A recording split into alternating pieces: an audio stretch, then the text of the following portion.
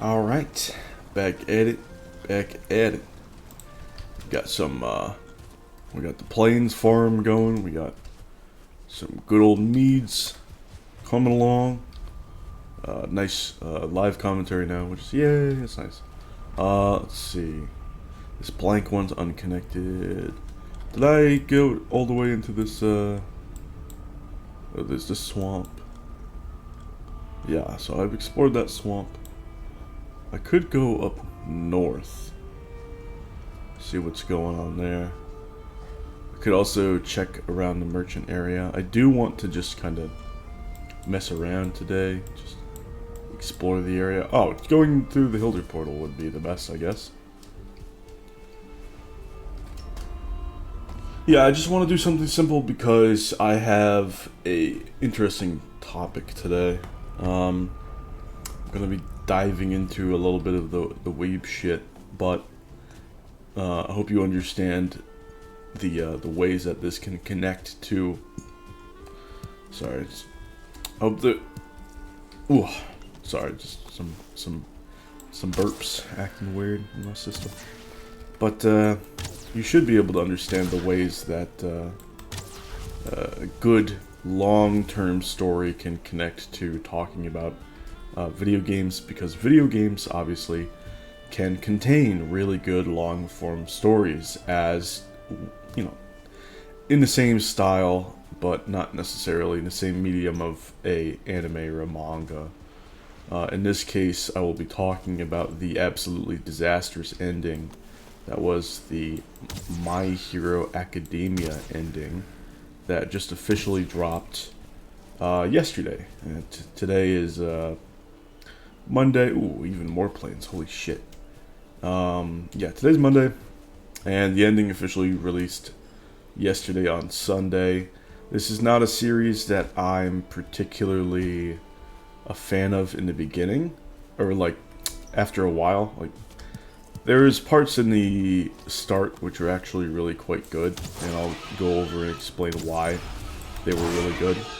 And you know, a lot of the good nature, you know, you're gonna be a fan of it if you like this sort of concepts that I'm gonna present to you. But there wasn't any particularly like bad like instances of flaws in terms of the world building, of plot, characterization for a long time. And then it started to go off the rails, and I think that whoever was editing and publishing this, like certain editors and stuff, of course the author still has some blame, but he made this a disaster on a scale beyond Game of Thrones Season 8. And it did start earlier, much like the flaws in Game of Thrones, but it was even more spectacular. Like, this was incredible. Now, there's a lot of people online, you know, I have my Twitter for Valheim, so I was able to browse on some Twitter, see what's going on. Very few people of any note are going around. Oh, I hate Plains Fog. Very few people are going around and trying to suggest that it was like very good. A lot of people are just saying, "Hey guys, it's not that bad," which is a really bad sign already.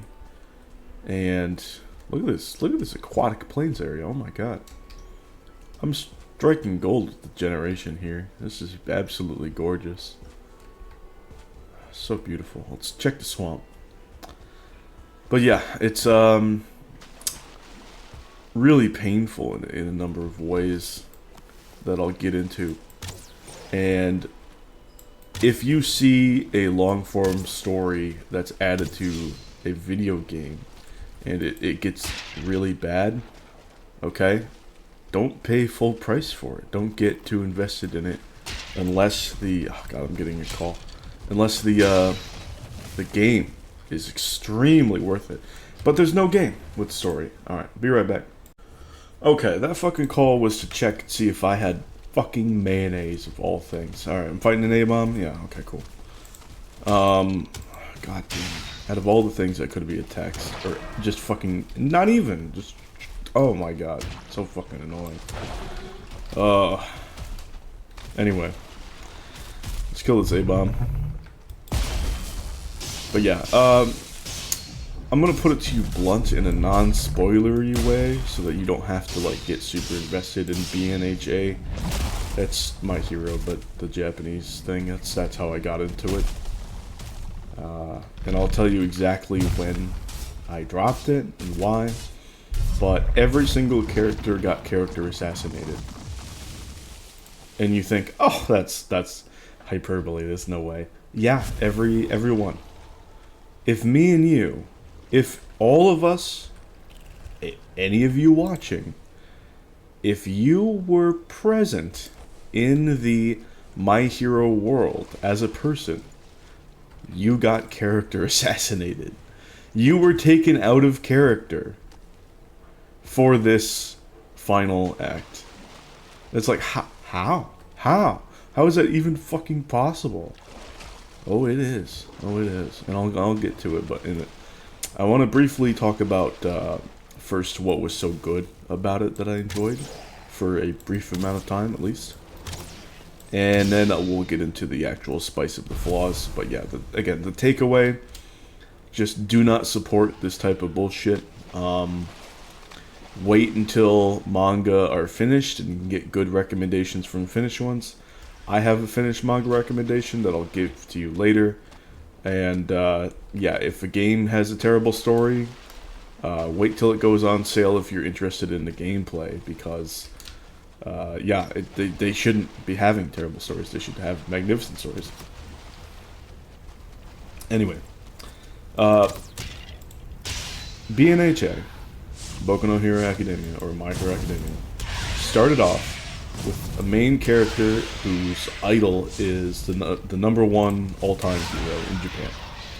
But he's also #1 worldwide, basically. He's legendary. He is quite literally a symbol of peace. He is on another level. Oh, I want those needles too. Let's grab that. He's on another level. And the main character, he doesn't have any special abilities in a world where most people do. And so his dream is basically crushed. You know, he wants to follow in that hero's footsteps, become #1, be a professional hero, and be #1. He wants to do all of that. But he can't, because he doesn't have a special ability. And he tries anyway. You know, he tries to power through regardless. Do I want this here? No. And he does heroic acts anyway, and he actually impresses this this #1 hero guy.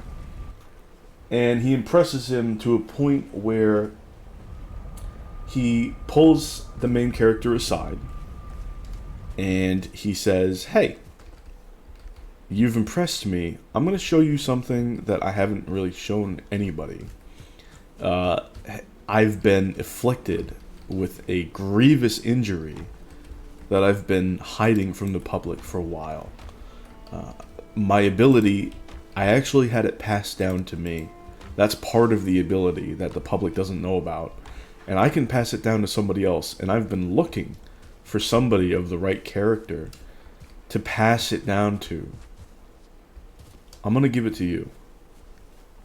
And you're going to have to prove to me that you've earned this and everything, and that you can be who I think you have to be in order to properly use and carry on all of the weight, metaphorical weight, that this ability has." And so he gets chosen. He is a chosen one, except it backfires immediately. Because in order to try to use 100% of the power that's been built up over generations of this power being passed down and then worked on, it shatters like the bones in his arm and hands to even use one punch at 100%. And so he's a chosen one, but at what cost? And this is where we have a good premise and a good balance, where he can go try to accomplish his dream, but there are dire, dire consequences to even trying to pass certain tests at hero school. And yeah, it's pretty interesting there. He starts to overcome this in class by getting technical gear to help out. He realizes eventually, after just shattering his arms and getting healed by a healing power, that there are still like medical consequences, and that if he just keeps shattering his arms like that, then he might just be permanently screwed arm-wise for the rest of his life.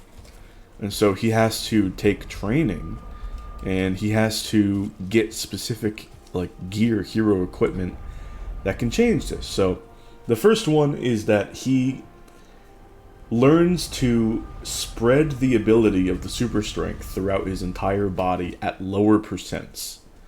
That way he can handle it and get a boost, but he's nowhere near the power of his previous punch, the arm-shattering one. He's at like 2% or like 5% or something like that. It's like nothing.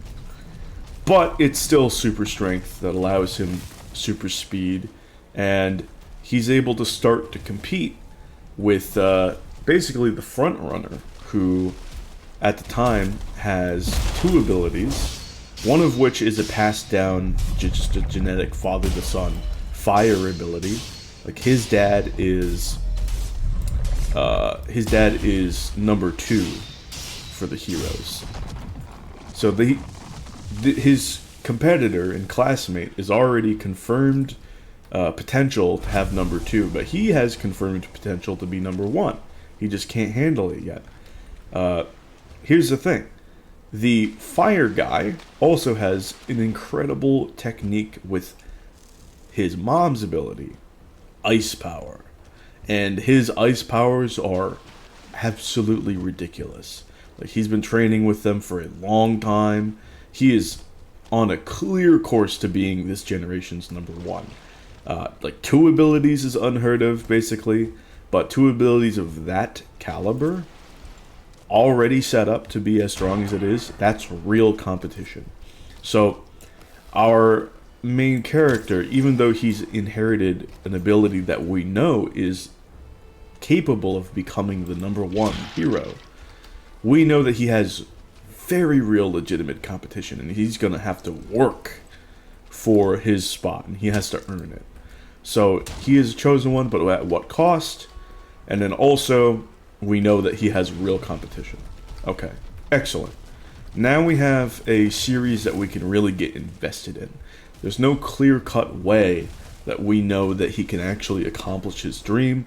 There are very clear stakes that have been established. We have good characterization that's set up in cases of quite a bit of characters, even though I'm not really talking about a lot of the core cast that's present. I just want to talk about those 2, those 3, like the past world's strongest, the main character. What the fuck? Rare daytime Wraith. Gotta rotate, rotate, rotate.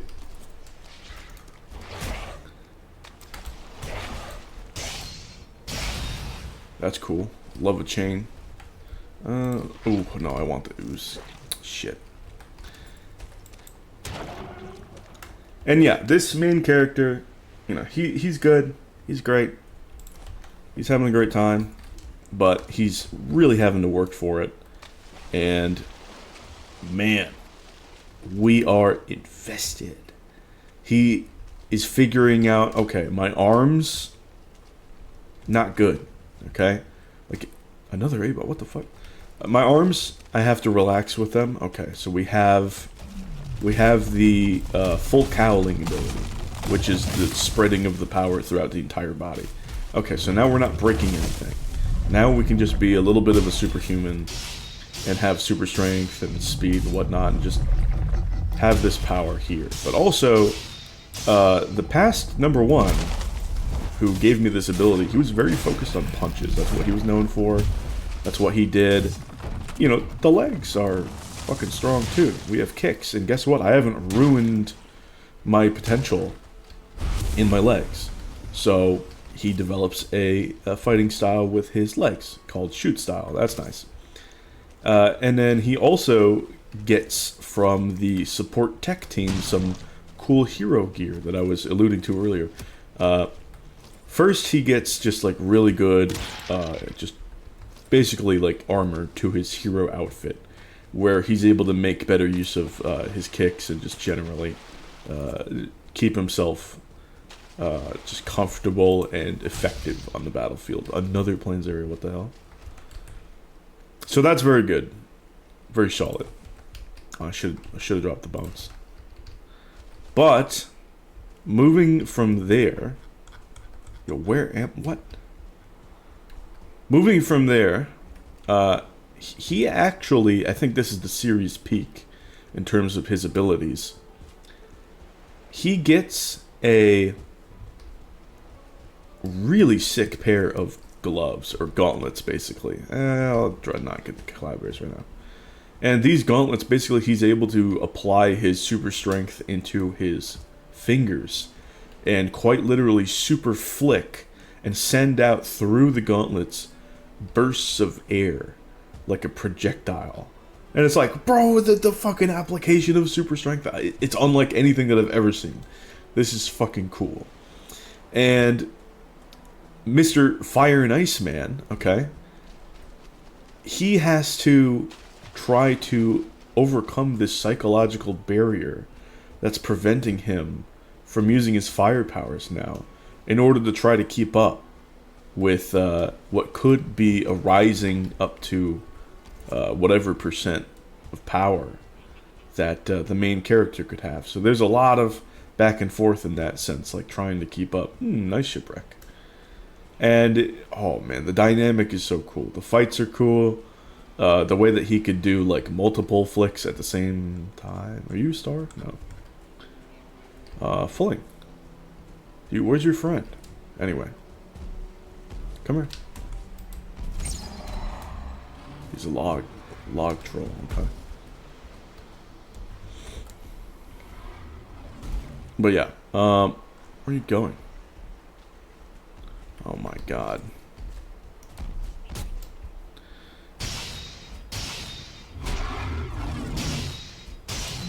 So yeah, we have all of this gear that's able to boost him up to a certain level of power. And it's really creative.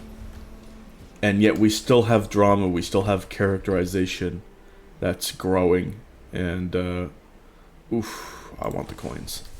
And we still have a sense of conflict and struggle and growth to be had. And there's mystery of like, okay, well, who's really going to become number one? The rankings could technically shift. We haven't seen that because the past number one hero was so dominant and so good that we just didn't see that. But in the future, like, what the fuck, you know? We don't know if he's going to be, ooh, the mist wall. We don't know if he's going to be number one forever. We don't know if he's immediately going to be number one. So the ordering of things is all out of whack. We have no idea if the main character is going to be number one for this amount of time or get there, or is the main culmination going to be a Fire and Ice Man? Like, we have no idea. And that's what makes things interesting. That's what keeps people on their toes, which I'm a big fan of. Wow, look at the Mistlands. Oh, hi. Hello. So yeah, the tension is there, the stakes are there, and then the characterization is there, which is fantastic. Not only that, but you combine it with a really interesting way of presenting super strength. You combine that with a really interesting way of showcasing how support characters with gear can benefit heroes as a whole, which, you know, I'm always a big support guy in general, like adding sorts of weird niche utility from the side that has very real and very cool impact is my jam. So I was super happy with the way that things were going in that regard. Oh, Planesfog. Ugh. But, well, I'm gonna, before things go off the rails, before things start to go off the rails in the series, I'm going to tell you about just before he gets the Air Flick Gauntlet, okay? There is an arc where we see Fire and Ice guy, another side main character-ish guy, and the main character all work together versus a villain. And this villain, largely, is just a dude with a knife. He has an ability that's very situational. Most of the time, he's just some guy with a knife. And this guy with a knife is able to keep up with three, count them, three promising heroes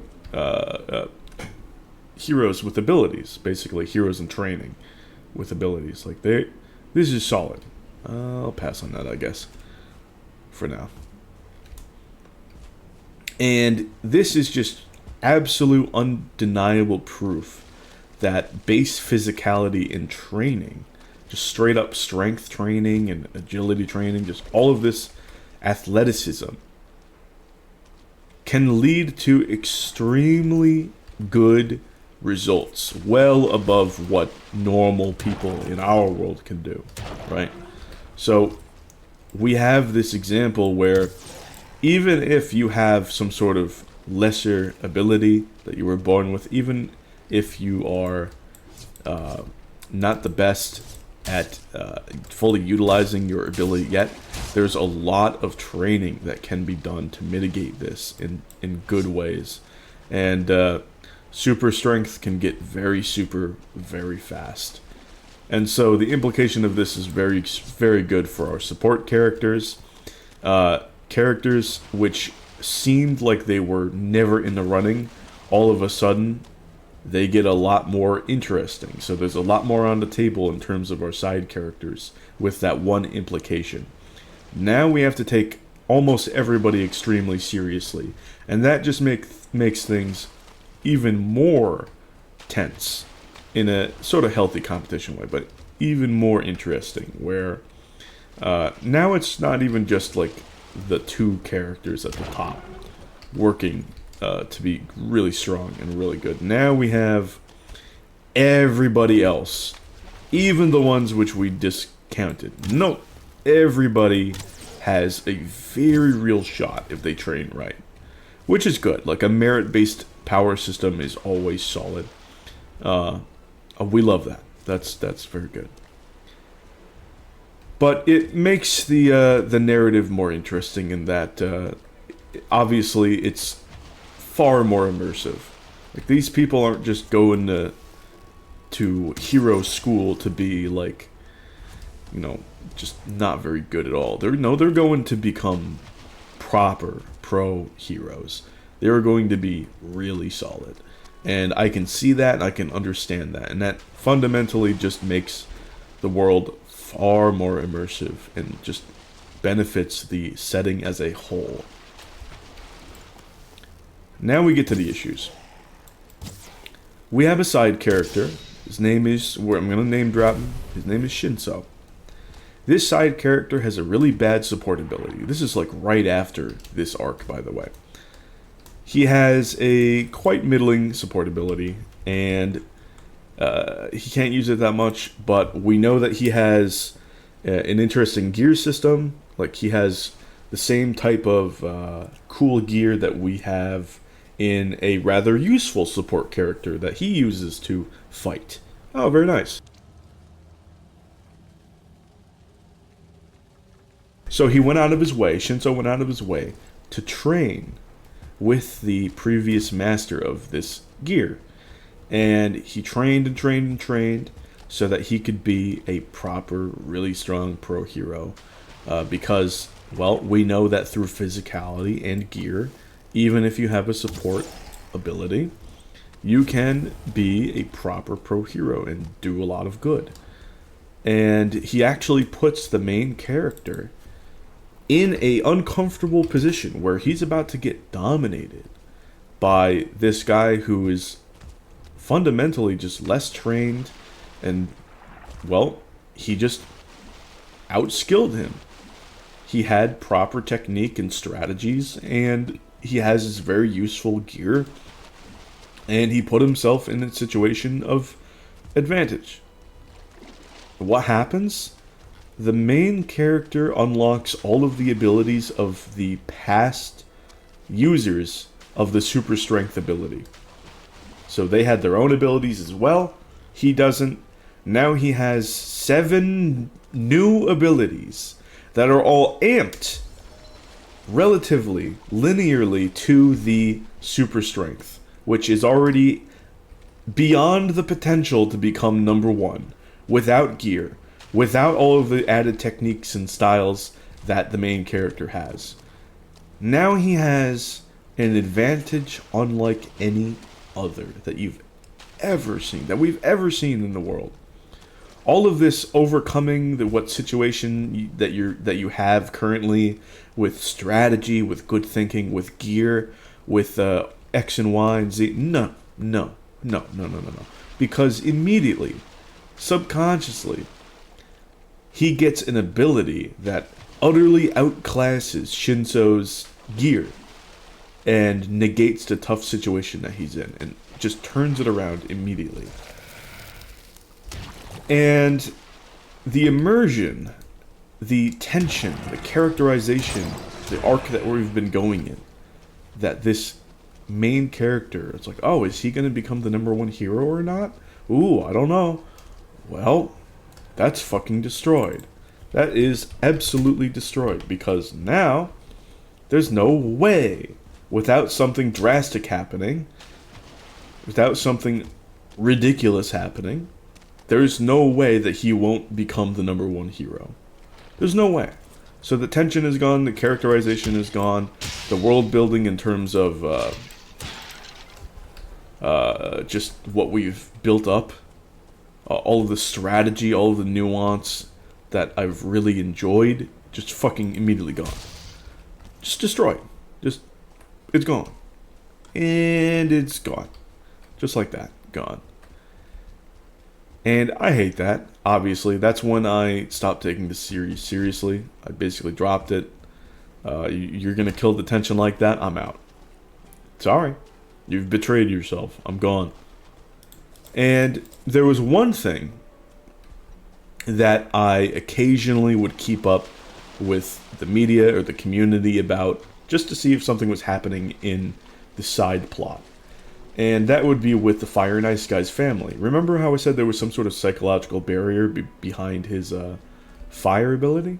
Well, that was a huge family drama hidden within the side plot of this, what would be the main plot, which is now a terrible hero journey. Where there's no stakes, no question, no immersion. We know what's going to happen. And some bullshit has to happen for that outcome not to happen, which I'll get to later. Cool shipwreck, by the way. Again, I'm getting super lucky with this seed. It's unreal. Let's see if I can't kill this falling here. Absolutely wonderful. So, what happens then? Why is the ending so bad, and why do I care? If the series already has issues from a long time ago, who cares that it has a bad ending? It was a bad series. Like, what the fuck? And yes, but the ending is catastrophic, right? So, I want to talk about it just in a moment. Let me just get the portal set up. Let me get things ready. Ooh, nice. Alright. I'm gonna be back. Just get some water. Be right back. Okay, I'm back. So, yeah, there were a bunch of issues present within the series between the tension-breaking Oh My Seven Quirks moment, which is horrible within its own right. There's a lot of issues that people brought up that were more invested than I was in the series throughout the arcs that I didn't really care for, obviously, because, you know, investment gone, aside from the one family drama thing. And people had issues with those. And going in, you know, they're very well researched, very well said, very well presented videos. You know, there's no issues with it from what I've seen. You know, so there are problems from them. You know, big shock. But we're cutting to the ending now. How does it assassinate every character alive, basically? And how do we go from there? What lessons do we have to learn? Number one is the ending happens and the main character is so shafted totally artificially. Like, holy shit. The main character in the final arc goes on to save the world from the big evil guy, and he loses basically all of his powers in the process. You know, the big evil guy has the power to steal abilities. It's like, yeah, his abilities got taken. Like, wow. And, you know, there is a power to return abilities. We've shown that used in the final arc on somebody else who was going to be number one, who was going to get originally the power, and who didn't. I'll actually keep this on me. But he didn't get that power because the main character showed more promise, and he showed more promise without any ability originally. So that, well, he didn't get his ability back. Nobody tried to work with him on that, from what we've seen. If it happened, it didn't happen on the page. After the victory was had, the previous chapter, it was said that heroes would have a lot of time on their hands, and yet basically nobody got to work with the main character, who was a teacher. And we didn't see if he wanted to be a teacher. Obviously, the whole series was building up for him trying to be the world's greatest hero. He wasn't even a professional hero, even though he has no ability, even though we know that he could be a support character, even though we know that in the world that there are, let me think, there are hero agencies. Heroes have agencies. Of course, professional heroes have agencies too. And he could have been hired by any of his friends to work at the agency. He wasn't. He wasn't. The main character says it's been hard to find matching time on our days off to get together with him and like the other classmates that he was with and his friends. And that just doesn't make any sense due to what I said earlier, what was established in the previous chapter, because heroes do have time on their hands. It's also established in the same chapter that obviously they don't have time on their hands because they're doing a lot more piecework. His main friends were going out doing tours at elementary schools, and yet they couldn't find time to hang out with him over the course of 8 years. That's despicable. Him having to be a teacher, even though it's zero establishment that he actually wants to do that, is ridiculous, because who is not giving money to the person who on camera in front of the world saved the world? Who isn't giving like donations? And it's like, it doesn't make sense that the world wouldn't give aid. It doesn't make sense that people across the world wouldn't give donations so that they would live in comfort for the rest of their lives. Of course, they would still be heroes out of the passion of the craft, but it's ridiculous that somebody like the main character, who put his life on the line and lost his abilities for the cause on camera in front of the entire world, wouldn't get anything from it. Nothing. They even showed statues.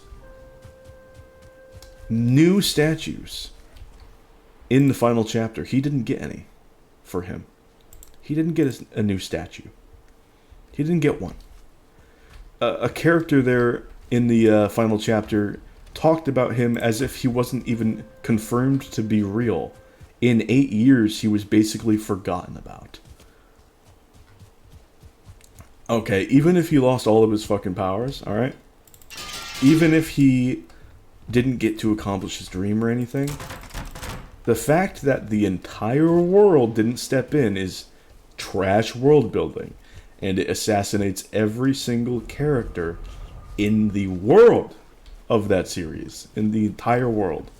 All of them. Everyone. That is fucking horrible. Horrible. Yeah, let's get some yellow mushrooms too. 20. And so, yeah, I was just like, this is ridiculous. The author, like, I'm not a manga romance person, but the author spent like 2 arcs and a bunch of on-screen panel time for the female lead to set up a romance for the main character. That didn't happen in the final chapter. That didn't happen at all. He said in some interviews that that he would see we would see the main character's dad. That didn't happen, even though he was in peril, putting his life and everything on the line for the sake of the world. The dad didn't even stop by. Nothing. Even though the 8 years went by, we didn't see anything of comfort from his mom. That was an established character. We didn't see anything. And he got an Iron Man suit at the end that was funded by his classmates and other people for 8 years. There's no fucking way in established lore that would take 8 years to make. And considering the established lore, remember when I talked about Shinso? How he had support abilities that weren't terribly useful, but he also had gear, and he lost out to somebody with gear that had a actively good ability in terms of the main character. Yeah, the main character is now in Shinso's position, and we're left to think that he can still become number 1. Versus people who have active abilities and gear, like Mr. Fire and Ice, like all of the rest of the heroes. No. That's unbelievable. No, he didn't get jack shit, and it didn't take that long to make. That's ridiculous. And so, yeah, the series ending is honestly super impressive. There are 7 epilogue chapters that are rumored to happen. I don't know if they actually will. Who knows? All I know is that to have an ending that bad is very impressive. Character assassination of everybody. Wow. Destruction of world building. Wow. Impressive. Getting rid of like established subplots, like the romance plot. Damn. Amazing. It's difficult to be that bad. D.B. Weiss and David Benioff couldn't even be that bad with Game of Thrones. That's shocking. I mean, how do you manage that? That's impressive. But yeah, again, guys, the lesson is, if a series or a long-term story, a long-form story, is going to be present in a game or what have you, and it's really shit, wait for it to be like super on sale or something. If not, just ignoring it. That's the lesson for today. If you're going to have a series bring that element into the forefront and it's garbage, you should not accept garbage in your face at full price. It really is that simple. Just don't accept it. Nope, don't do it. And I mean that's tragic. That's really tragic. Like, people spent 10 years getting invested in the series, getting tattoos, like probably naming pets. Should they have done that? I don't really think so, because after that one point with the Oh My 7 quirks, it's just not worth it. The investment isn't there, the immersion isn't present. It's not worth it. So I don't understand. But it's time to give my recommendation, my Weeb recommendation now. Which manga should you guys read if you are getting into it, or if you already are on that Weeb shit and you need something good and that's not going to be a dumpster fire, even potentially, just something that's finished and that's guaranteed good? Hell's Paradise Jigokuraku. Often just known as Hell's Paradise. It got an anime. People were like kind of bitching and moaning about the anime for bullshit reasons because, well, it's a finished manga with just over 100 chapters. For those who don't know about manga chapters, they are much, much, much shorter than an actual prose chapter in a classic chapter book. They're going to be much shorter, but there's going to be visuals, and oftentimes there's going to be really good visual symbolism and fantastic art that goes with it. Hell's Paradise Jigokuraku will bring all of the satisfaction of complete character arcs, a solid ability system for people that are into that, and excellent story, combat, and what have you. It's all there, it's all present, the art is fantastic, and the characters are lovely, and it delivers on its promises in a magnificent way. So, if you're thinking of something to read, if you want to dive into that, go read Hell's Paradise Jigokuraku. It is fantastic. Even after all of the series that I've read and finished or started and whatnot, it is in my number 5 spot of all time. So it is fantastic. I love it. The author is really, I mean, he should be proud of that. That's fantastic work. And I mean, if you're into that, again, go read it. It's fantastic. It is something that is worth actually picking up and getting the physical copy of too. It's that good. And it is that confirmed to be good because, again, there's no room for people to fuck it up. There was even an epilogue chapter like MHA or BNHA is supposed to have. And the epilogue chapter was fucking good too. Wow, you know? Hey, wow, big shock. Good series has good epilogue. Wow.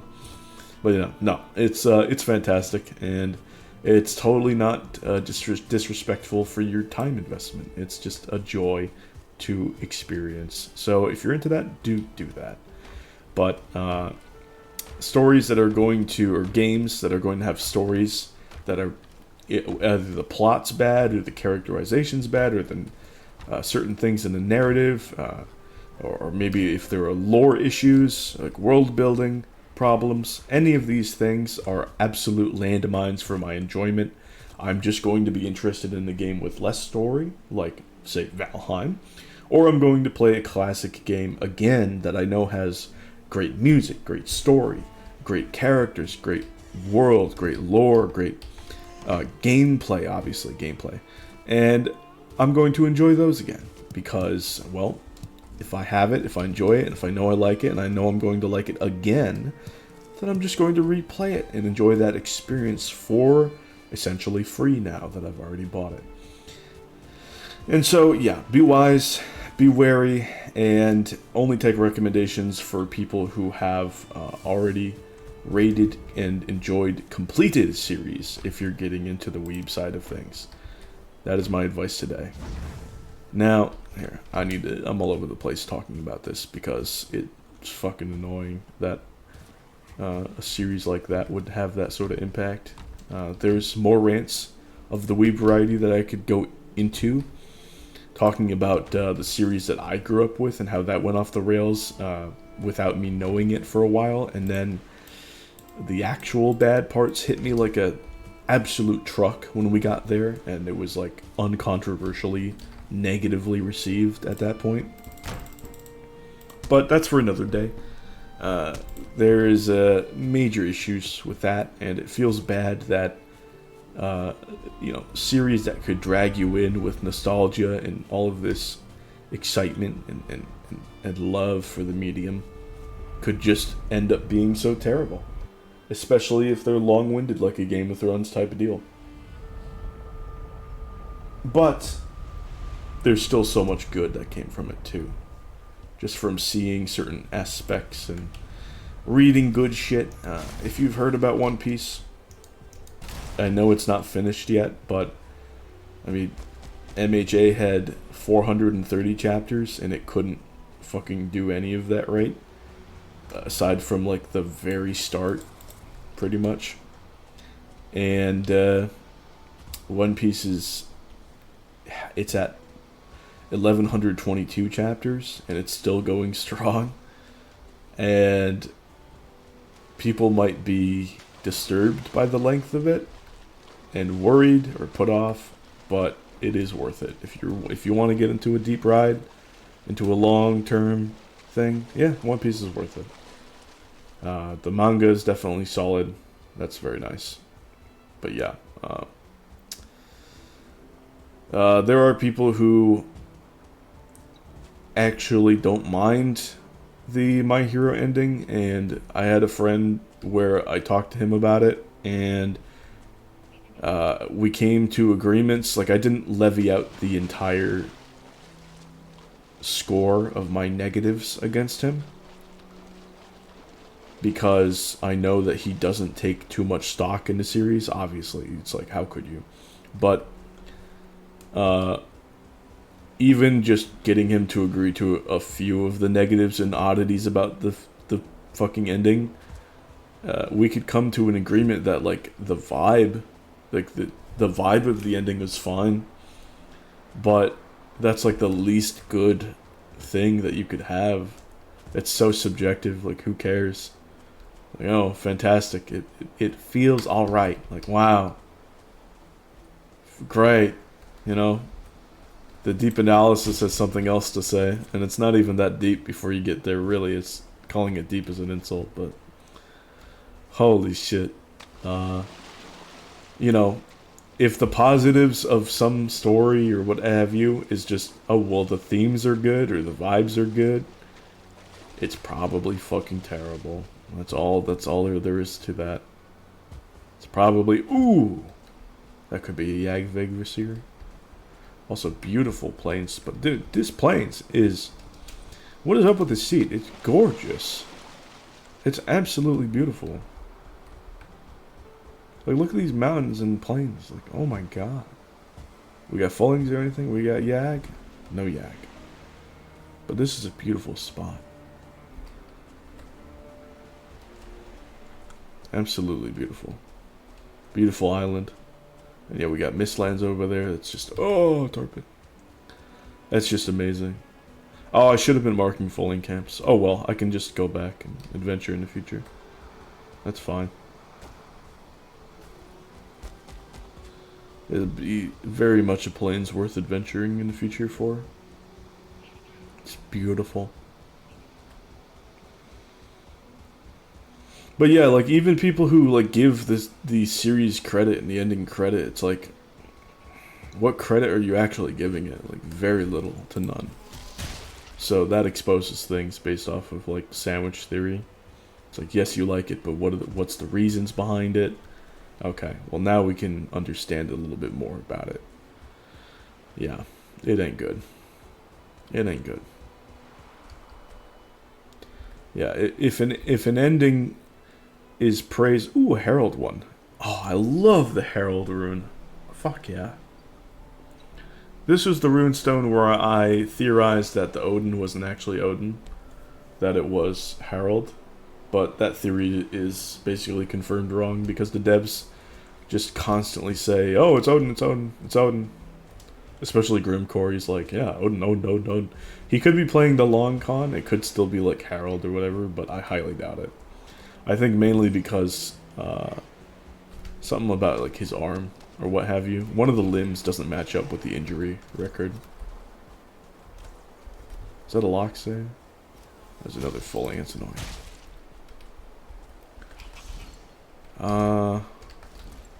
Sure. Archer, help me out. Never mind, you're fine. Yeah, you can get aggroed. You guys can aggro on each other. They're probably not going to, but whatever. Trying to see if there are any frost caves up there. Oh, they are aggroed on each other. Good. I'm not seeing any frost caves.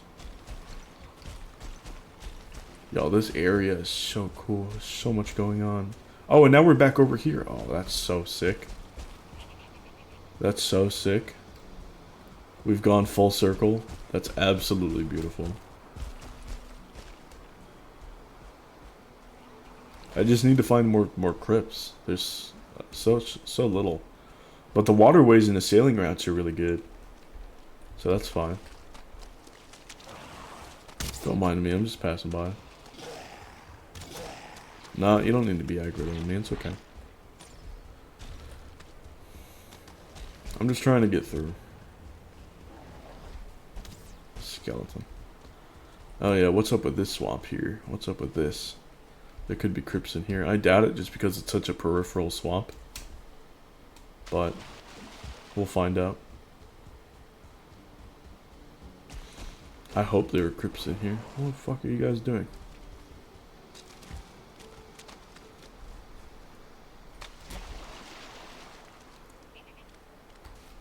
There's an A-bomb over there.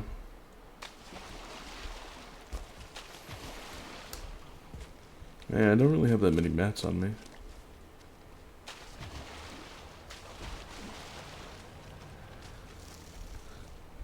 I'm just running around, messing around, exploring.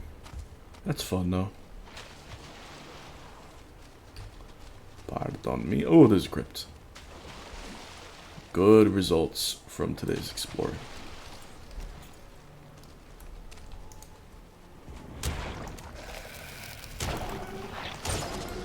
Goodbye. No iron? No iron. Okay, this is solid.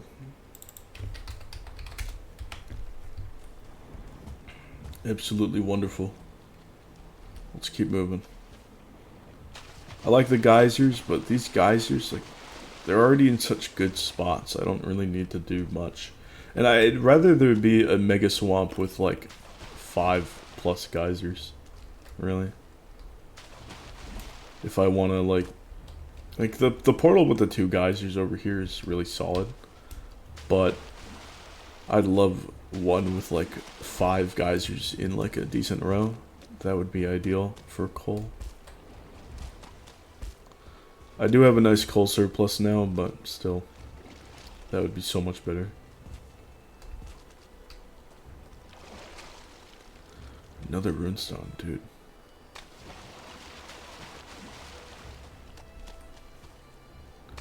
We're back into place. Holy shit. Aw, daytime wraith.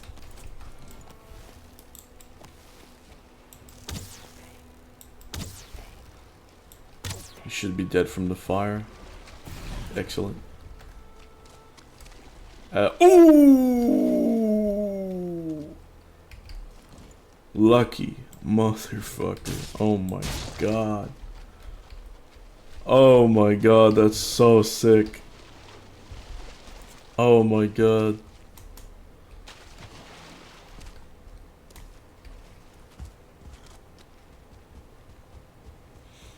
That's so good. Oh my god, look at the fucking shipwreck, dude. Oh no, that's a full encamp. Guys.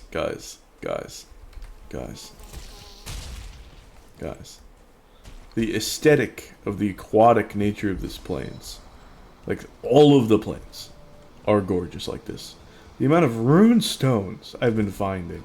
The shipwrecks. The plains boys. Like, all this stuff is unreal. It's unreal.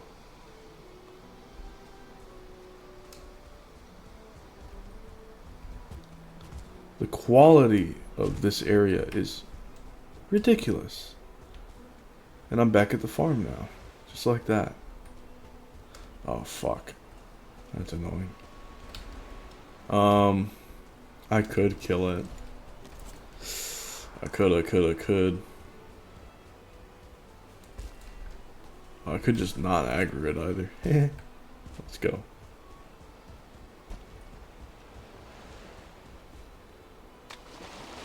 What a journey. Holy shit. Alright, let's stack this black metal. Wow. Yeah, I could have collected much more and set up the portal a lot more and gone back and forth, but man.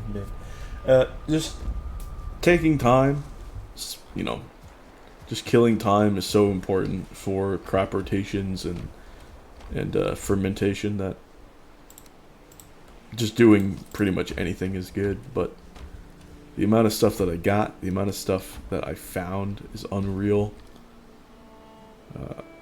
Just having the portal mats and just getting all this stuff at 0 potion cost. Just running around, a little bit of food spent. That's so good. Or the bone pile. Oops. I think I'll keep this on my person. There we go. Cores, I want them. Needles and chain go over here.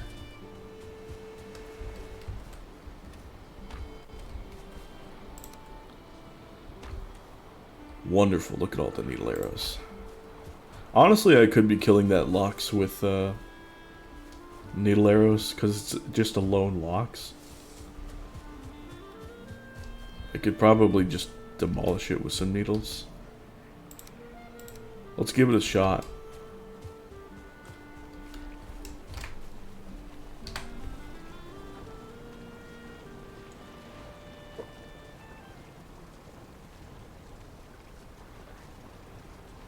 Ooh. Gotta drink a bunch of water today. It's gonna be hot. Okay, so going back to the farm. Come on.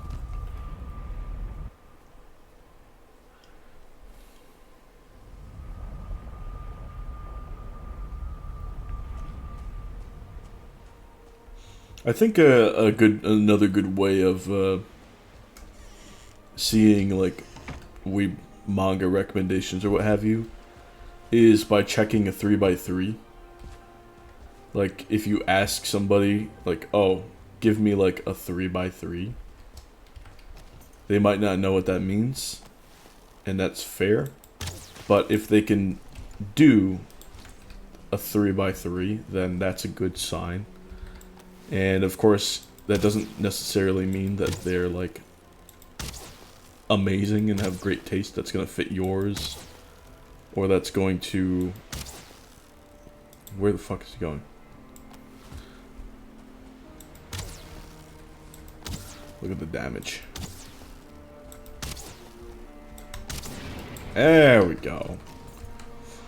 The taste is not guaranteed. Oh my god, my RNG today. Oh my god. It's not guaranteed to be good, but it's like, the fact that it's manga means that the series are probably complete, because it's a 3x3. And then the fact that they're able to fill in a 3x3, so basically 9 manga recommendations that they really, like, they really enjoy the most. If you get a proper 3x3 finished manga, all of that, boom, you're styling. You're absolutely styling. Like, that is a good indicator that the person might know what they're talking about in terms of their tastes. It's like, they might not have exactly your tastes, but they at least they understand that series that are complete are just going to be better than your incomplete series, and then series that are from the source, from the manga, are just going to be more